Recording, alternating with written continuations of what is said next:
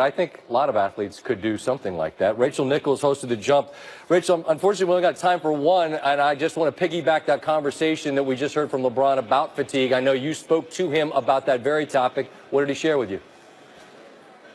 Look, he has been pushing this team since the trade deadline, and we have been seeing through these playoff series, once they start getting to every other day, which is what this series is now, we have been seeing the effects of it. Remember back in Game 7 of the Indiana series, where at the beginning of the game, he was like, I'm playing the whole game, all 48, and then his body cramped up?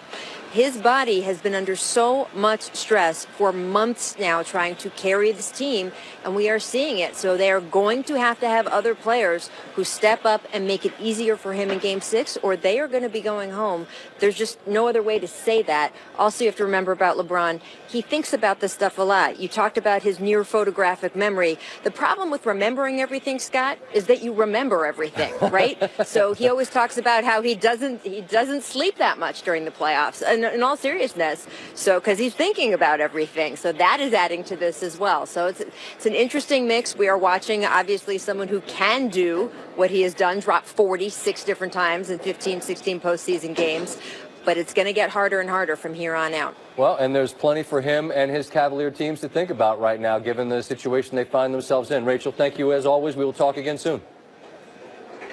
Games. They're now 10-0 at home in the playoffs, even though this was their worst shooting game of the playoffs. By rule, if Cleveland wants to advance to the finals, they're going to have to win here Sunday if they win at home on Friday. Boston hasn't done much to think that Boston can win in Cleveland. As for the hows and whys, we've got an hour to talk about them, and let's begin with Jeff Van Gundy, who joins us. And, Jeff, I understand a young Boston team getting it home, riding the wave of that building and being great. But I don't necessarily understand what accounts for Cleveland's performance in this series on the road. What do you make of that?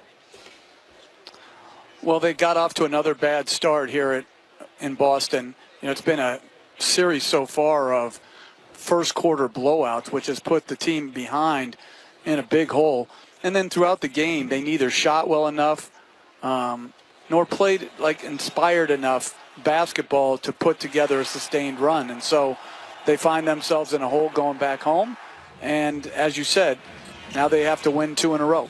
You've been consistent throughout that Boston's the better basketball team. But Cleveland is a team that has more veterans, and obviously they've got LeBron James. So if Cleveland is going to figure this out and win those 2 games, what's that look like? What does the path, Jeff, include?